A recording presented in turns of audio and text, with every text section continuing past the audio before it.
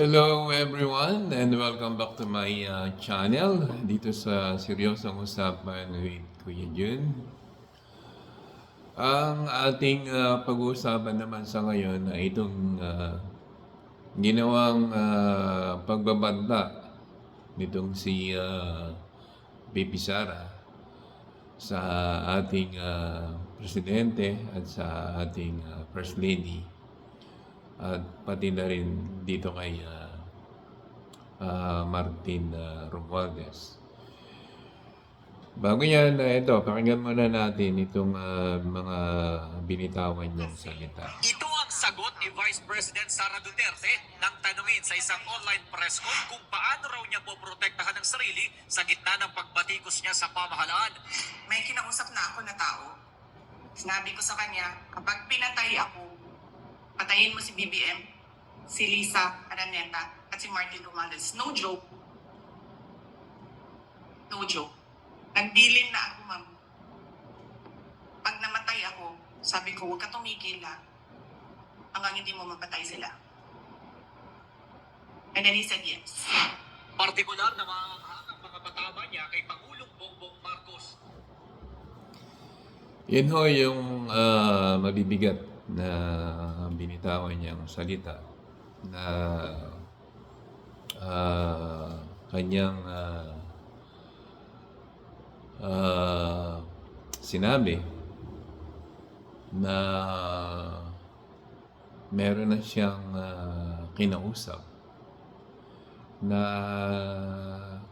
isagawa ang pagpatay dito sa ating Pangulo na si PBBM kasama ang kanyang First Lady, ating First Lady at itong si Martin Romualdez. Kung atin hong hihimayin at bibigyan ng malalim na pag-uusap itong kanyang mga binitawang salita na death threat sa ating Pangulo at sa ating unang ginang ay yun ho ay napaka bigat at hindi siya katanggap-tanggap na mismong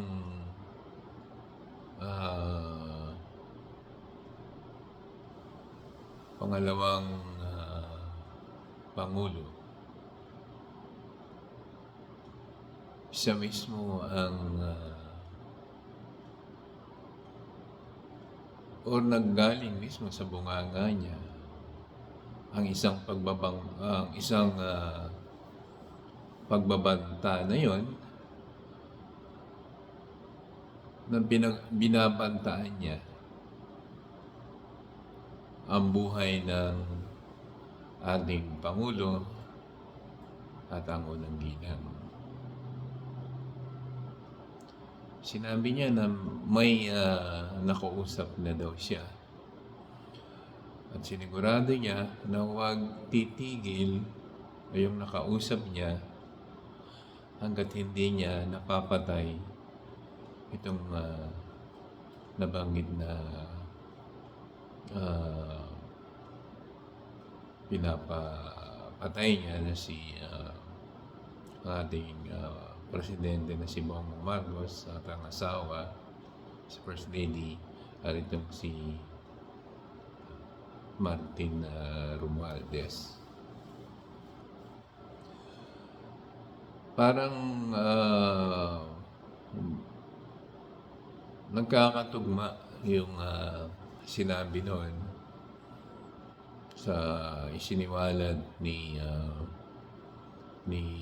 Las Cañas na dating miyembro ng Davao Death Squad kung gaano pala kawalang itong si Sara Duterte. Kasi nung nung Vice President pala ito, ay ito ang nag-uutos sa mga ah, death squad ng Davao kung sino yung kanyang ipinapapatay. Ngayon,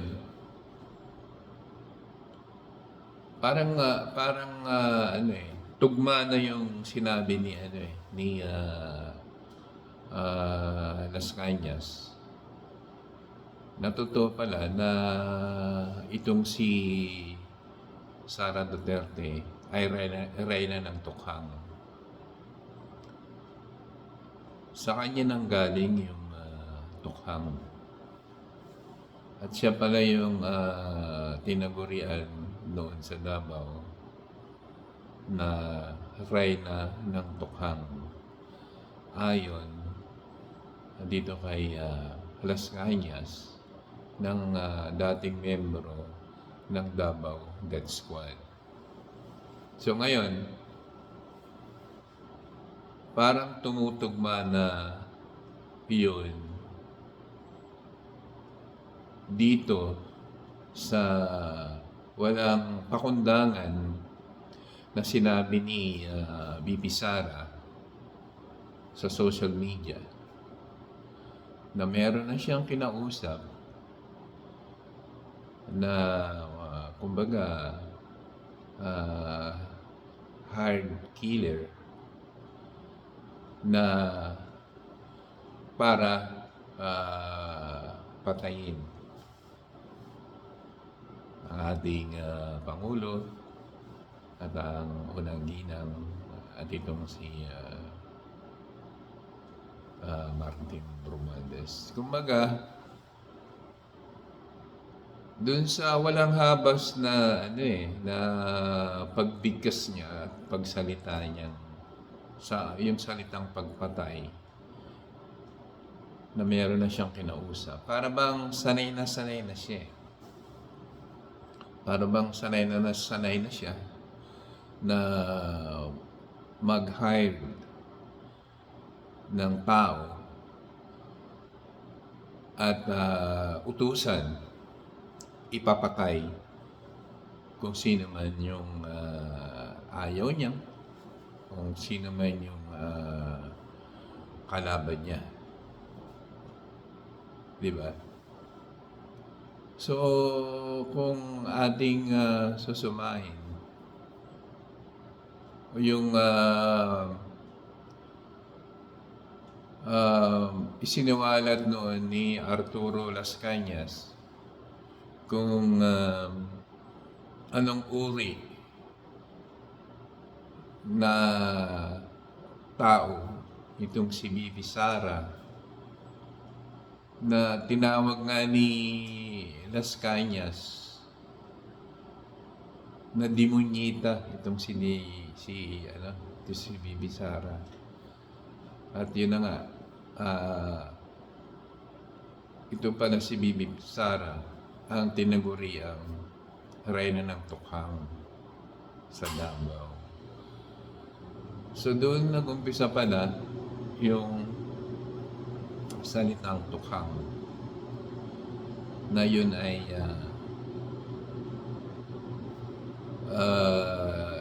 nabuo. Ang salitang tukhang na yun nagsimula sa Davao at yun ay nagsimula dito kay Bibi Sara. Yun ay isiniwala ni Arturo Las Cañas na dating membro ng Davao Death Squad ni Duterte. So, kung ating susumahin ngayon,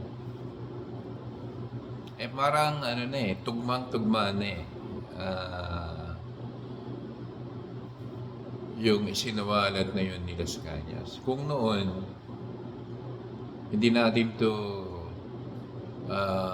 binibigyan ng pansin dahil hindi natin pinapaniniwalaan dahil nga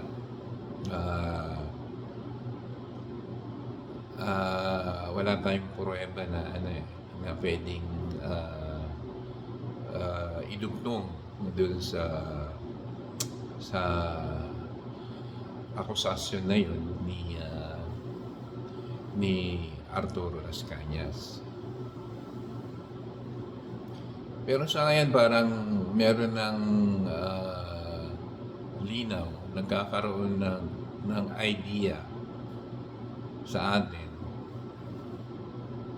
na yung isiniwalat noon ni Las Cañas ay may posibilidad na totoo. Kasi yun na nga, nakita na natin kung paano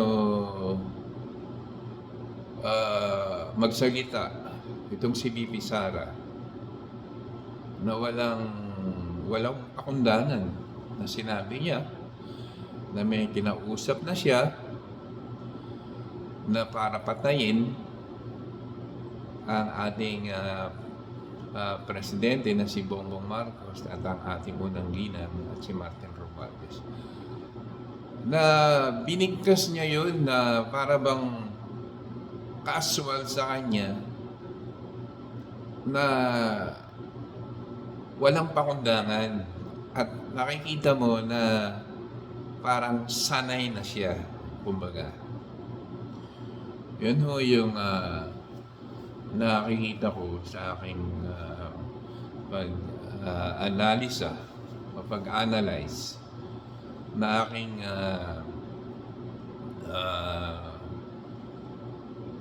nakita o narinig doon sa pag-testimonya ni Las Cañas sa kanyang pagsisiwalat ang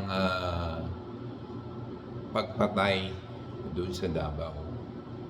At yun na nga, yung pagsiwalat na yun ay ito nga, si Inday Sara ang isang nag-uutos sa kanya o sa kanilang tinatawag nun na death squad kung sino yung kanilang o kung sino yung gustong ipapatay nitong si Inday Sara. So ngayon, yung isiniwalat ni Las Cañas na yun, ay ngayon ay tumutugma na dito sa karakter nitong si Inday Sara. Yung pananalita niya, dahil parang andali niyang bigkasin yung salitang pagpatay o patayin. Parang casual lang sa kanya na, kumbaga, parang sanay na, kumbaga. Ayun sa aking analisa. At yun na nga. Dahil akin namang narinig at natunghayan yung testimonya nitong si Las Cañas, yung pagsisiwalat niya dito sa mga Duterte at dito nga dito kay Inday Sara kung bakit siya tinawag na reyna ng mga tukhang sa Davao noon. So, ngayon, yun na. Mukhang may katotohanan yung siniwalat ni Las Cañas kung ano ang pagkatao nitong si Inday Sara. So, yun ang nakikita natin at itong ginawa niyang death threat sa ating presidente ay hindi ho katanggap-tanggap. Hindi ho siya dapat ipagwalang bahala lang. Sana sa ating presidente na si PBBM ay aksyonan niya itong ganitong pagbabanta. At sana magsalita siya na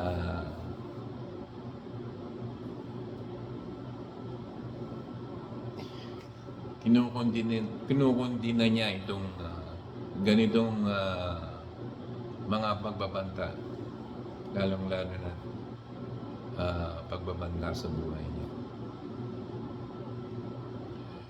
Hindi siguro masama ang maging mabait, Mr. President. Pero presidente ho kayo ng ating bansa.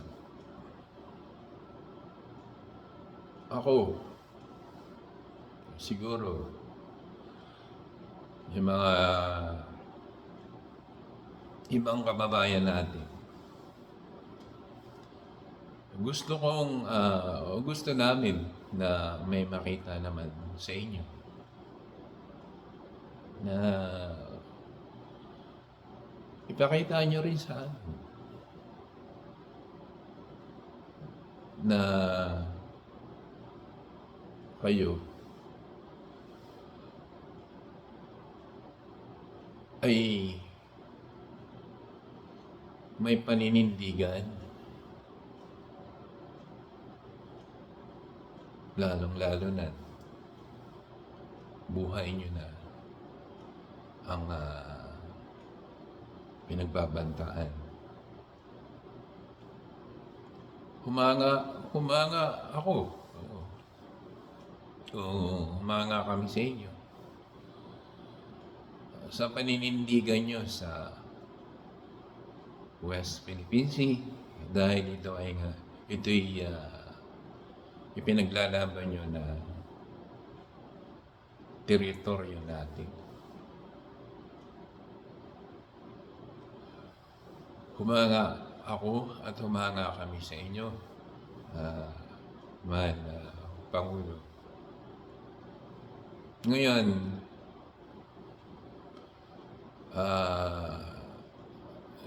nasasaktan kami at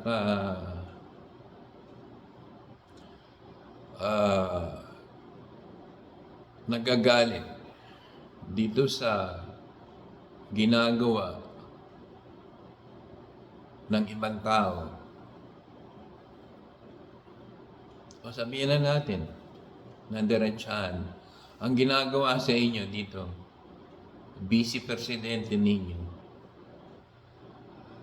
na minumura kayo, kasama, pati yung pamilya niya, minumura kayo, kapatid niya, ama niya, pinagmumura na kayo. Ngayon naman, bukod sa pinagmumura na kayo, pinagbabantaan pa nila o pinagbabantaan niya itong vice presidente nyo ang buhay nyo. So sana naman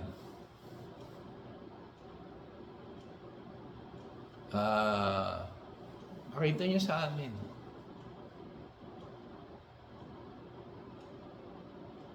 na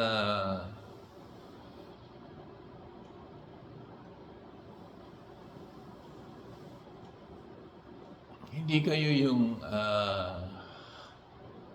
pumapayag na ginaganito lang kayo.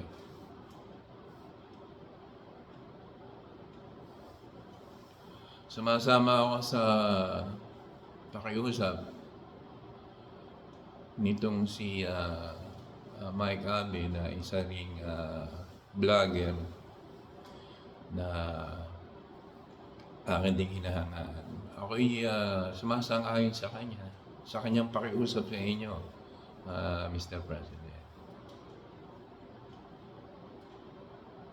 Na wag ko naman sana kayong masyadong mabait sa ganitong usapin at sitwasyon. Na buhay niyo na ang pinagbabantahan. Yun lang ho, sana ho makarating ho sa inyo.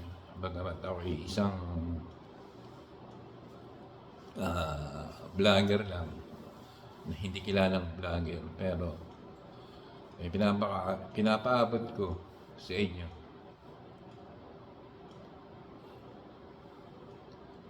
yung malasakit ang pagmamahal sa inyo, na ibig sabihin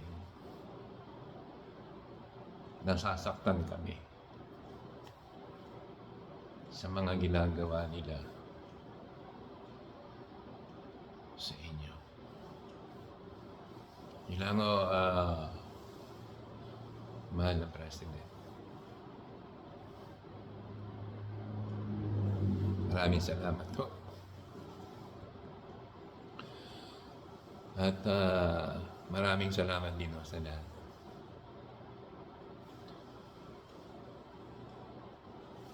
Thank you for watching, and see you next time. God bless.